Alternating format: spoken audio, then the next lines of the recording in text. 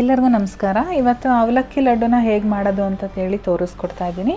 ಯಾವುದಾದ್ರೂ ಹಬ್ಬಗಳಲ್ಲಿ ಅಥವಾ ಪೂಜೆ ಇದ್ದರೆ ಅಥವಾ ದಿಢೀರಂತ ಸ್ವೀಟ್ ಮಾಡಬೇಕು ಅಂತ ಅಂದರೆ ಈ ಸ್ವೀಟ್ನ ಮಾಡ್ಬೋದು. ಬನ್ನಿ ಹೇಗೆ ಮಾಡೋದು ಅಂತೇಳಿ ನೋಡ್ಕೊಳ್ಳೋಣ. ಮೊದಲಿಗೆ ನಾನು ಸ್ಟವ್ ಮೇಲೆ ಒಂದು ಫ್ರೈಯಿಂಗ್ ತವ ಇಟ್ಕೊಂಡಿದ್ದೀನಿ. ಇದಕ್ಕೆ ಈ ಕಪ್ಪಲ್ಲಿ 1.5 ಕಪ್ಪು ಗಟ್ಟಿ ಅವಲಕ್ಕಿನ ಹಾಕ್ಕೊಳ್ತಾ ಇದ್ದೀನಿ. ನಾನು ಒಂದೇ ಕಪ್ಪಲ್ಲಿ ಎಲ್ಲ ಮೆಜರ್ಮೆಂಟು ತೋರಿಸ್ತೀನಿ. ಅವಲಕ್ಕಿನ ನಾವು ಚೆನ್ನಾಗಿ ಫ್ರೈ ಮಾಡ್ಕೊಳ್ಬೇಕಾಗತ್ತೆ. ಸ್ವಲ್ಪ ಕಲರ್ ಚೇಂಜ್ ಆಗಬೇಕು, ಅಲ್ಲಿವರೆಗೂ ಫ್ರೈ ಮಾಡಬೇಕು. ಅಂದರೆ ನಾವು ಒಂದು 3 ರಿಂದ 4 ನಿಮಿಷಗಳ ಕಾಲ ಮೀಡಿಯಮ್ ಫ್ಲೇಮಲ್ಲಿ ಹುರ್ಕೊಂಡ್ರೆ ಸಾಕಾಗುತ್ತೆ. ಇವಾಗ ನೋಡಿ ಸ್ವಲ್ಪ ಕಲರ್ ಕೂಡ ಚೇಂಜ್ ಆಗಿದೆ, ಚೆನ್ನಾಗಿ ಫ್ರೈ ಆಗಿದೆ. ಈಗ ನಾನು ಸ್ಟವ್ ಸ್ವಿಚ್ ಆಫ್ ಮಾಡಿಕೊಂಡು ಸಪ್ರೇಟಾಗಿ ತಣ್ಣಗಾಗಲಿಕ್ಕೆ ಒಂದು ಪ್ಲೇಟಲ್ಲಿ ಹಾಕಿಟ್ಕೊಂಡಿರ್ತೀನಿ. ಇವಾಗ ಅದೇ ಪ್ಯಾನ್ಗೆ ನಾನಿಲ್ಲಿ ಅರ್ಧ ಬೌಲಷ್ಟು ಒಣಕೊಬ್ಬರಿನ ಈ ರೀತಿ ಕಟ್ ಮಾಡಿ ಇಟ್ಕೊಂಡಿದ್ದೀನಿ. ಇದನ್ನು ಕೂಡ ಚೆನ್ನಾಗಿ ಫ್ರೈ ಮಾಡ್ಕೊಳ್ಬೇಕು, ಅಂದರೆ ಸ್ವಲ್ಪ ಕಲರ್ ಚೇಂಜ್ ಆಗಬೇಕು. ಇವಾಗ ನೋಡಿ ಇದು ಕೂಡ ರೆಡಿಯಾಗಿದೆ. ಇದನ್ನು ಸ್ವಲ್ಪ ತಣ್ಣಗಾಗಲಿಕ್ಕೆ ಸಪ್ರೇಟಾಗಿ ಎತ್ತಿಟ್ಕೊಂಡಿರ್ತೀನಿ. ಇವಾಗ ಅವಲಕ್ಕಿ ಎಲ್ಲ ಚೆನ್ನಾಗಿ ತಣ್ಣಗಾದ ಮೇಲೆ ನಾವು ಒಂದು ಮಿಕ್ಸರ್ ಜಾರ್ ಒಳಗಡೆ ಹಾಕ್ಕೊಂಡು ಪೌಡ್ರ್ ಮಾಡ್ಕೋಬೇಕಾಗತ್ತೆ. ಎಷ್ಟು ಕ್ರಿಸ್ಪಿಯಾಗಿ ಫ್ರೈ ಆಗಿದೆ ಅಂಥೇಳಿ ತೋರಿಸ್ತಾ ಇದ್ದೀನಿ ನಾನು ನಿಮಗೆ. ಇವಾಗ ಇದನ್ನು ಪೌಡರ್ ಮಾಡ್ಕೊಂಡು ಬರೋಣ. ಪೌಡರ್ ಆಗಿರ್ತಕ್ಕಂಥ ಅವಲಕ್ಕಿನ ಒಂದು ಮಿಕ್ಸಿಂಗ್ ಬೌಲ್ ಒಳಗಡೆ ನಾನು ಟ್ರಾನ್ಸ್ಫರ್ ಮಾಡ್ಕೊಳ್ತಾ ಇದ್ದೀನಿ. ನೋಡಿ ಇಷ್ಟು ನುಣ್ಣಗೆ ನಾವು ಪೌಡರ್ ಮಾಡ್ಕೊಳ್ಬೇಕಾಗುತ್ತೆ.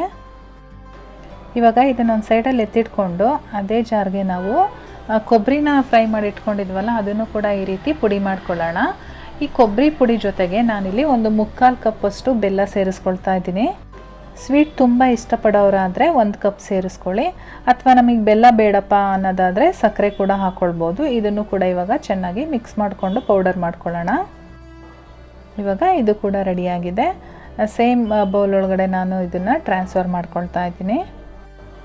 ಹಾಗೆ ಇದನ್ನೆಲ್ಲ ಚೆನ್ನಾಗಿ ಒಂದ್ಸರಿ ಮಿಕ್ಸ್ ಮಾಡ್ಕೊಳ್ಳೋಣ.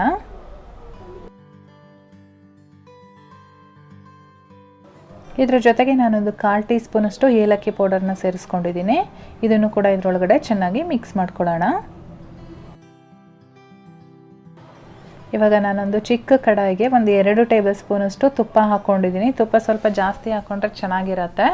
ಇದಕ್ಕೆ ನಾನು ಒಂದು 10 ರಿಂದ 12 ಗೋಡಂಬಿನ ಹಾಕ್ಕೊಂಡು ಫ್ರೈ ಮಾಡ್ಕೊಳ್ತಾ ಇದ್ದೀನಿ.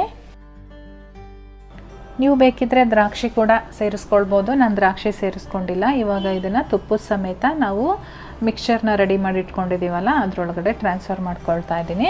ಇದನ್ನು ಕೂಡ ಇವಾಗ ಚೆನ್ನಾಗಿ ಒಂದ್ಸರಿ ಮಿಕ್ಸ್ ಮಾಡ್ಕೊಳ್ಳೋಣ.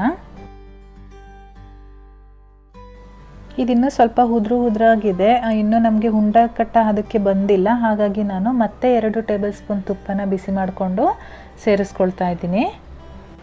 ನೀವು ತುಪ್ಪ ಏನಾದರೂ ಜಾಸ್ತಿ ಇಷ್ಟಪಡಲ್ಲ ಅನ್ನೋದಾದರೆ ಈ ಜಾಗದಲ್ಲಿ ನೀರನ್ನು ಚೆನ್ನಾಗಿ ಕಾಯಿಸ್ಕೊಂಡು ಒಂದು 2 ಟೇಬಲ್ ಸ್ಪೂನಷ್ಟು ನೀರನ್ನು ಕೂಡ ಸೇರಿಸ್ಕೊಳ್ಬೋದು. ಇವಾಗ ನೀವು ನೋಡ್ತಾ ಇರ್ಬೋದು ಅದು ಉಂಡೆ ಕಟ್ಟ ಅದಕ್ಕೆ ಬಂದಿದೆ. ದಿಢೀರಂತ ಮಾಡ್ಕೊಳ್ಬೋದು, ತುಂಬಾ ಚೆನ್ನಾಗಿರುತ್ತೆ. ಇವಾಗ ನೀವು ನೋಡ್ತಾ ಇರ್ಬೋದು ಎಷ್ಟು ಚೆನ್ನಾಗಿ ಬರ್ತಾ ಇದೆ ಉಂಡೆ ಕಟ್ಟಕ್ಕೆ ಅಂತ ಹೇಳ್ಬಿಟ್ಟು. ಇದೇ ರೀತಿಯಾಗಿ ಎಲ್ಲದನ್ನು ಕೂಡ ನಾವು ಪ್ರಿಪೇರ್ ಮಾಡಿ ಇಟ್ಕೊಳ್ಳೋಣ. ಖಂಡಿತವಾಗ್ಲೂ ಮನೇಲಿ ಒಂದಿನ ಮಾಡಿ, ಮಕ್ಕಳಿದ್ರೆ ಮಕ್ಕಳಿಗೂ ಕೂಡ ತುಂಬಾ ಇಷ್ಟ ಆಗುತ್ತೆ. ಇದ್ರ ಒಳಗಡೆ ಕೂಡ ಎಷ್ಟು ಸಾಫ್ಟಾಗಿರುತ್ತೆ, ಎಷ್ಟು ಚೆನ್ನಾಗಿದೆ ಟೆಕ್ಸ್ಚರ್ ಅಂತೇಳಿ ನಿಮಗೆ ಒಂದು ಓಪನ್ ಮಾಡಿ ತೋರಿಸ್ತೀನಿ. ರೆಸಿಪಿ ಇಷ್ಟ ಆಗಿದರೆ ಒಂದು ಲೈಕ್ ಮಾಡಿ, ಹಾಗೆ ನಿಮ್ಮ ಫ್ಯಾಮಿಲಿ ಫ್ರೆಂಡ್ಸ್ ಜೊತೆ ಶೇರ್ ಮಾಡ್ಕೊಳ್ಳಿ. ಚಾನಲ್ನ ಇನ್ನೂ ಸಬ್ಸ್ಕ್ರೈಬ್ ಮಾಡ್ಕೊಳ್ದೆ ನೋಡ್ತಾ ಇದ್ದೀರಾ ಅಂದರೆ ಈ ಕೂಡಲೇ ಸಬ್ಸ್ಕ್ರೈಬ್ ಮಾಡ್ಕೊಳ್ಳಿ. ನಾನು ಮತ್ತೆ ಸಿಗ್ತೀನಿ ನಿಮಗೆ ಇನ್ನೊಂದು ಈಸಿ ರೆಸಿಪಿಯೊಂದಿಗೆ. ಅಲ್ಲಿವರೆಗೂ bye bye, take care, thank you for watching.